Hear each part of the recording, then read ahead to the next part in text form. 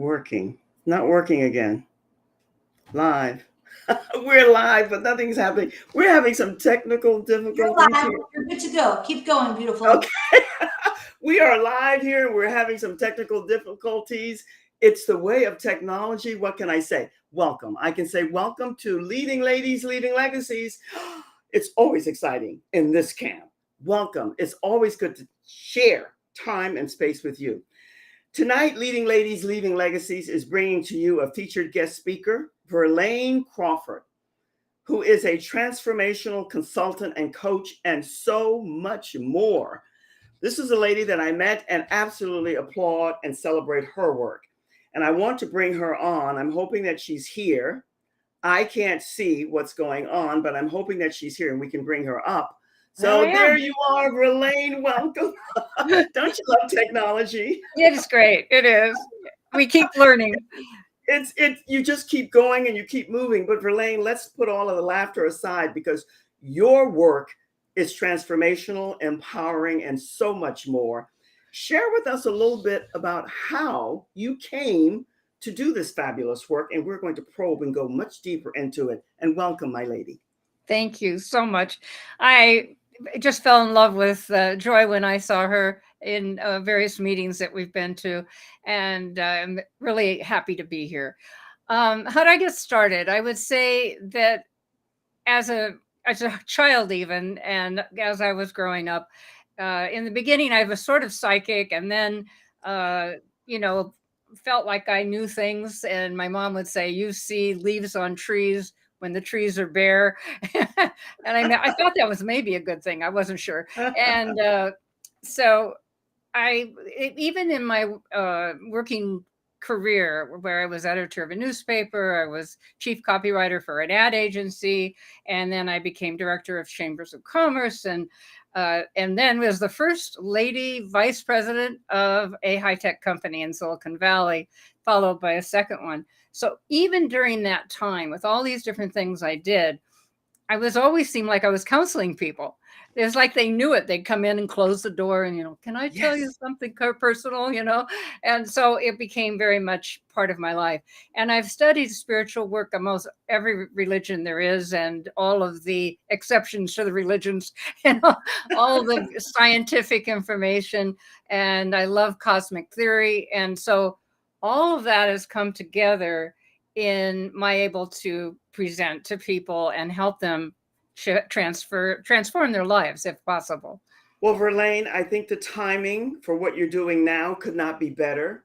We are in the throngs of change and the universe, and I always say she is weeping for all of us to step forward and step up and share that wisdom and that knowledge that we have. Now, you said that you have always been involved in the spiritual realm. You also mentioned some of the things, exciting things that you did prior to this. But as a transformational consultant, and the gift is that everybody came to you because they felt comfortable to express to you what it was that they needed support with. So tell us, let's start here. Beginning for you way back, but now so many want to understand the differences between faith versus destiny. How do you explain that to people? Well, I think that's a very powerful question.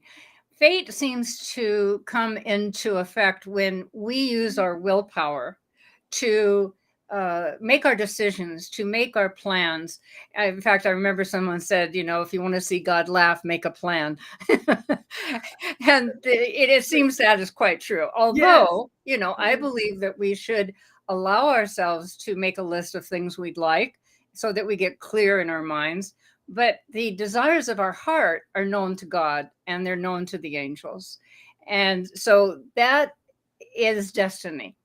The destiny is when you follow the guidance of your intuition, which is your inner knowing, which the inner knowing comes from, I believe, the guardian angels that are always with us. I think it's so important that people realize that that's a truth. You mentioned keywords here, heart and soul, inner guidance, inner knowing. And a why question can be a deadly question, but not for you, Verlaine. This I know. That's why I'm asking you. Why have so many of us separated ourselves from that inner knowing and embracing it and moving alongside and with it? What happened? Oh, that's a very good question. I think that the classical religions, the mainstream religions, lost sight of the fact of the individual. And many churches, are now understanding that they need to work with people and have them understand their power, their self-empowerment, and allow that energy to flow through. And I think science wanted to separate itself from religion because they say we can prove it from the scientific realm. We can, we have to prove it. If we don't prove it, it's not real. And so what's happened in that period of time for the last 30, 40 years has been a tremendous blending of science and religion, because we are now knowing that we are energy. We were made of energy. Everything is made of energy. And that energetic power of the universe lives in us and creates us. And so therefore, what's happened as so many people learn about that, and then they see people reading from the Old Testament and sounding like they're the old God before Jesus. Jesus came to change the law with the law of forgiveness, not the law of attacking each other. And so in a way, we make our God based on our knowledge and knowing of what is the universe, and we're just learning. Well, It's so huge. I it's wish humongous. so much that every child had to learn astronomy and see this magnificent universe. If you can believe there's no God, when you understand the magnitude of this creation, then good luck. Well, let's go to the nuts and bolts of what you're talking about. And thank you for that beautiful description, because it is all about energy. But you also spoke about, in loving ways and very politically correct, I'm sometimes not, about the big divide between the religious and the spiritual. Linda, nice to see you here. She has an excellent question for us as well. Good to see you here. Linda says an excellent question, and let's get an answer to that. And this is the question, because there's so much jargon out here, Verlaine. There's so much rhetoric. It's so much drivel about the divide between. And the reality is there is no divide. And this is what the universe and those in these two separate camps are beginning to understand and believe. So why are we at this point in time? I heard the heart and soul connected, because that's where we all have to go. Why do you think at this point in time, with this big shift that's coming up, you don't have to be in the spiritual or the religious realm to know that 2027 is when we began to feel this. What's come about now that we all want more of that inner knowing? What happened? Well, it's so uncomfortable to be just in our minds, because our minds are like a personal computer that is not connected to the internet. It's off by itself, only with memories, which is stored programs, right? And Yes, stored yes. files. And it tries to project into the future from what is known from the past. And so it's so uncomfortable because the energy of the planet has accelerated. Yes. It's accelerated from a 3D reality up to a 5D reality, 5 dimensions. And what does that mean? It goes from the physical is 3-dimensional. The next level is our emotions. And the next level is our mind, our thoughts. Okay. And the next level, the 6th level, is beyond thought. This is where you go if you take the time to meditate and get quiet, to quiet that mind. And so what has happened is the energy of 3rd dimension has moved into the 4th. And so we think a thought and it hits us emotionally very fast, right away. In the past, it would take some time. Yes. And I think more now. And Linda is someone, Verlaine, that I want you to meet, because she too is very much about empowerment, love, learn, and laughter, and all that good stuff. Thank you for sharing time and space with us, Linda. You're going to love meeting and getting to know Verlaine, because we're all on the same path, more or less. One of the things that you said that's really profound is that now we're beginning to want to discover. People are wanting to know truly, authentically, with soul, why am I here? I know that there's a purpose and a reason. What am I to do? How am I to discover why I'm here? What is my purpose? That's the main question for people, because the reality is, Verlaine, that truth, beauty, love, wealth, and believe, these are the things that everyone wants. And yet, our misunderstanding about the essence of what they all mean, except for truth, which is absolute. The others can be somewhat contrived, depending on your programming, your deconditioning, and all of the other things that are involved. So tell us, I think we lost Verlaine for a moment here. There you are, good. The technology, I'm loving it, loving it, loving it. But why is it that at this point in time, your work, first off, let me back up a little bit. I think the gift that you're sharing with people is beyond something to be absolutely celebrated, because when people come to you and they feel and they have that trust in you and that belief in you to know that you're going to deliver to them value and information that will benefit their lives, that is one of the best gifts that you can be given, way beyond wealth and money. I love to do it. It makes me so happy. I had a girl yesterday that I worked with a little bit, and she wrote that I just changed her whole life, and I thought, wow, in 2 hours we changed her life. That is, it's beautiful. But once you get the knowledge or understanding of what it is that's holding you back, what it is that is, and it's all about our minds. Okay, everything is about our thinking. All right, so the purpose of our life at the end of the day is to love and to care about yourself and each other, and to use your talents and abilities as much as you can. There is no, oh, you've got to do this, you've got to do that, or you're a failure. It's not. There are people that are born crippled, or they're have an accident when they're young, and then you'd say, well, they can't do anything. They can love, and we've seen some of those people that do. Absolutely. Speaking about how they overcame it, I overcame quite a few things. I had cut my feet up in a lawnmower when I was 12. I was stabbed in the back by an assailant when I was 27. And those things could have just thrown me right off the cliff, right? I could have just said, I'm a victim.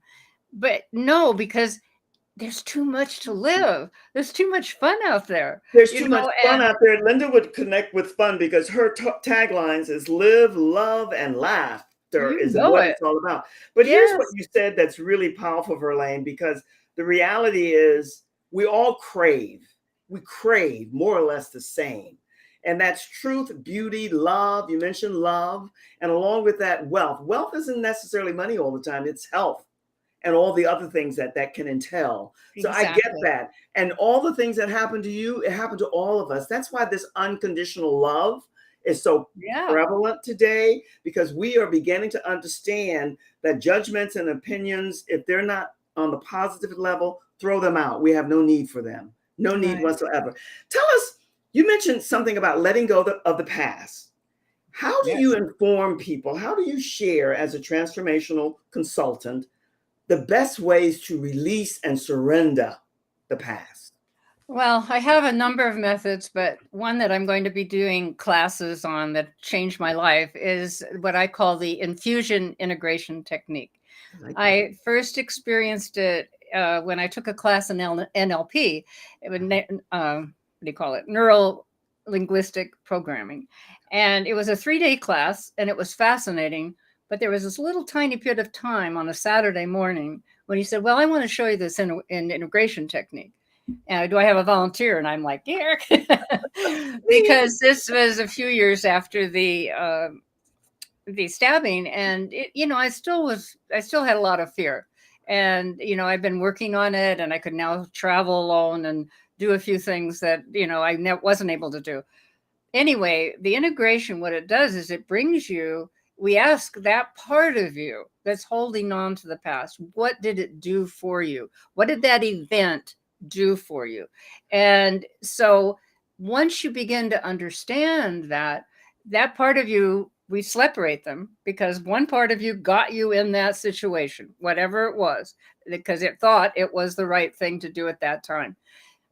I know I hadn't planned on being stabbed. That was not a cool thing to do. But the other part says, are you kidding? That isn't, what I want to do. So basically, you do an integration by sending that part to the creative part of you to come up with answers and how to clear that away.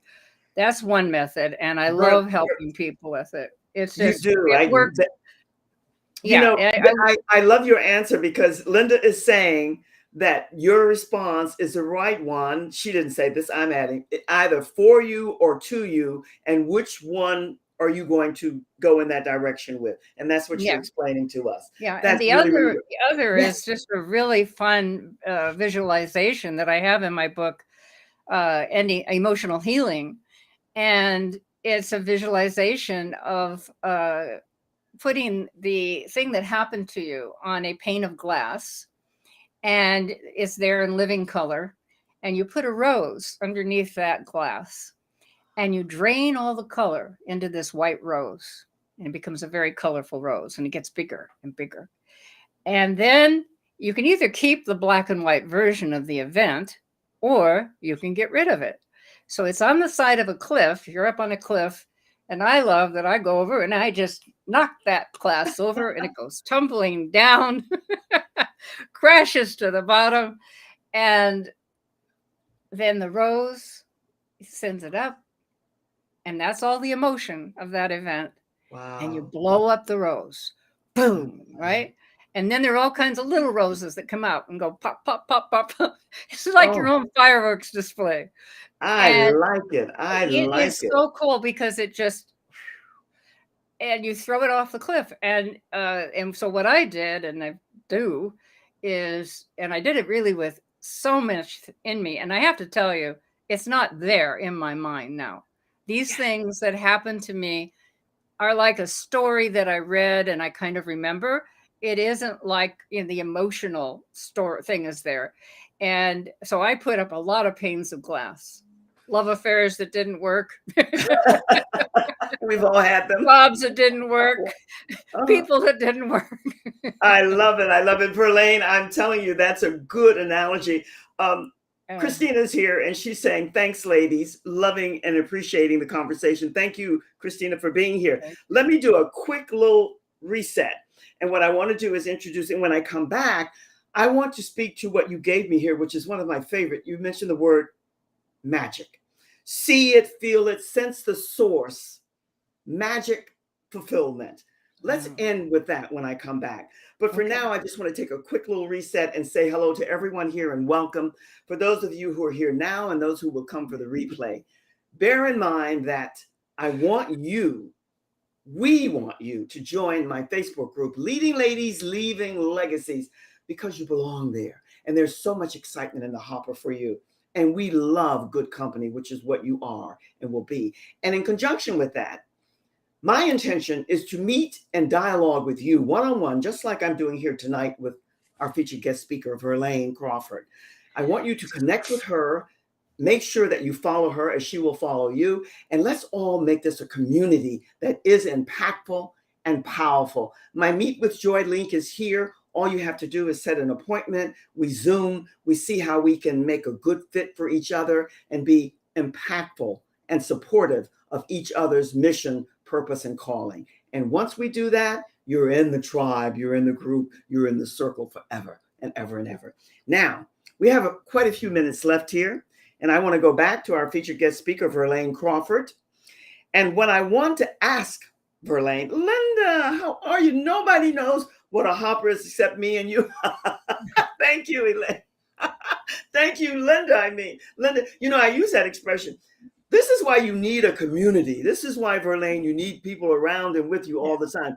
Linda, thank you for that. You are absolutely right. Who knows what a hopper is? I'll explain it a little bit later because I don't have so much time. A hopper is where you put everything and hold it until the time is ready to open it up and explode. It's just another word for putting something away until you need it. But I want to talk to you, Verlaine. I want you to tell us what you meant when you gave me this because I love the verbiage of it. See it, feel it, sense the source. magic fulfillment, because all of us are seeking that magic somewhere that's out there waiting for us. So give us some stories about that. Yes, well, it was a period of time when I really wanted to go back to Paris. I love Paris, France. Me too. Um, I felt like I had a past life there, and it's just very familiar to me when I went. And so I mentioned it to a person, and he said, "Well, how far away is Paris to you?" And I said, "Oh, way over there." And he said, "Well, imagine it is just right there in the room with you, and you're going to walk over to it and go do that." And I did, and I thought, wow, that's an interesting idea. And so everything started coming together. At that time I was taking care of my mom, who was quite ill, and someone volunteered, and a person wrote me over Facebook and said, "I have an apartment you can stay in." I mean, it was fabulous. Okay, so what you do with that particular statement is you see it. You visualize what is the desire of your heart, something that you would absolutely love. And you see it in detail. You imagine it so clearly, like one time I really wanted a great place to write and to live that was peaceful and beautiful. And I started imagining this room with a stone fireplace and everything. And so then you see it and you feel it. You feel what it's like to be there. It feels so good, and you imagine the couches that you're sitting on in the bedroom and all that kind of thing. So you see it, you feel it, and then you be it. You become that house in the mountains with the stone fireplace. You become that object. You just really feel the energy of being that. See it, feel it, be it. Sense the source. What's the source? The energy of God, the energy of the universe is the source energy of that place, and you in it. And so, magic fulfillment. I love that. I love that. And this is what we're all headed for. This is what we're all working towards in one way or another. But Verlaine, I think it takes a lot of creative imagination and the beauty of knowing who and what you're giving out from the inside and out, so that you can begin to do that, because that's a visualization that has a lot to do with knowing who you are. If you're out there and you're tuning in, make sure that you let us know that you're here. And I would love to engage with you, because there's nothing that I enjoy more than what we're doing here, Verlaine and I, dialoguing with one another, exploring all the options and possibilities. We only have so much time here, my lady, but let me share this with you, or you share with us. You have written so many fabulous books. Share with us a little bit about those books so that people can go out and purchase the books, because the books are all phenomenal. And you have written quite a few, and we need to know and hear more about them. So tell us a little bit about your books. Well, my first book was called Ending the Battle Within, How to Work with Your Subpersonalities to Create a Harmonious Life, which goes into detail about creating what you want and then also working with your subpersonalities, these parts of you that have different ideas. I like to say that we think of ourselves as captain of our ship, master of our fate, but I see it as a pirate ship, and the crew is planning mutiny. Okay. And so those parts want to get up and take over. And they say, I want to go this way. Another, I want to go back to that island. I want to go home. So you have all these different parts. And so what I did with that in the book also was set up a board of directors for myself. There were 12 of them. And so it was, the child, the healer, the communicator, all the different parts of me that I could put, and let them tell me what they wanted. What did they want me to do? So they wouldn't interrupt each other, that we'd take turns with doing what they wanted. And so that was been a fabulous experience. So Ending the Battle Within, then I wrote Daughter of God, which is poetry. And it's a little bit like Khalil Gibran, where I took the different subjects. Oh, love him. Love him. Yeah, with a love and everything. And it was really like that just came through me. It was just so lovely to work with. Oh boy, isn't it, Verlaine? What you just said is a great way to end here, because you said it came through you. When you're in your creative mode and you're really working from the inside of you out, the core of you, the heart and soul connected. That is exactly what happens. You also have this emotional healing, experience, balance, and self-empowerment in an age of rapid change. Really great books. The time has come and gone, my friend. I don't know where it goes. I don't question anymore. But what are your parting words? What are your words of wisdom with us? We have scrolled across all of your data, all of your information, the prayers that people will connect with you, and they will. So give us your words of wisdom before we say so long for now. And thank you for your time. Thank you. This comes from a beautiful friend of 40 years who passed away 2 years ago. His name was Hubie. We called him Hubie SS, Shining Star. He was a Black man from the islands. And we miss him terribly. I say we, John and I. And he said, you've got to be there to get there. You've got to be there always to get there for sure. Wow, I'll take that. I love that. Verlaine, we had some technical difficulties, but you are a trooper as I am, as Linda is, and everyone else here who is involved. Thank you, thank you, thank you. Thank you. No worries. We will do this again and again. I send you much love from my heart to your heart and many blessings. Thank you. So Thank you, everybody. Oh, Good thank luck you, to thank you, thank you. Indeed. I don't know where the time goes, but it